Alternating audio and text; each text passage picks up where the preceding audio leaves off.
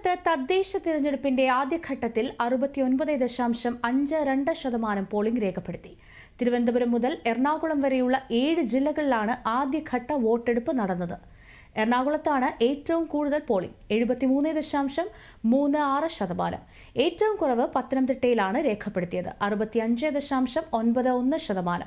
തിരുവനന്തപുരം 65.93, കൊല്ലം 69.32, ആലപ്പുഴ 72.74, കോട്ടയം 69.77, ഇടുക്കി 70.26 എന്നിങ്ങനെയാണ് പോളിംഗ് ശതമാനം. വൈകിട്ട് 6 മണിക്ക് വോട്ടെടുപ്പ് പൂർത്തിയായി. വോട്ടെടുപ്പ് സമാപിച്ചതിനു ശേഷവും പല ബൂത്തുകളിലും വോട്ടർമാരുടെ നീണ്ട നിര ദൃശ്യമായിരുന്നു. വോട്ടെടുപ്പ് സമാപിക്കുന്നതിന് മുന്നേ പോളിംഗ് സ്റ്റേഷനിലെത്തിയ എല്ലാവർക്കും വോട്ട് ചെയ്യാനുള്ള സൗകര്യം നൽകി. കനത്ത സുരക്ഷയിലായിരുന്നു വോട്ടെടുപ്പ് നടന്നത്.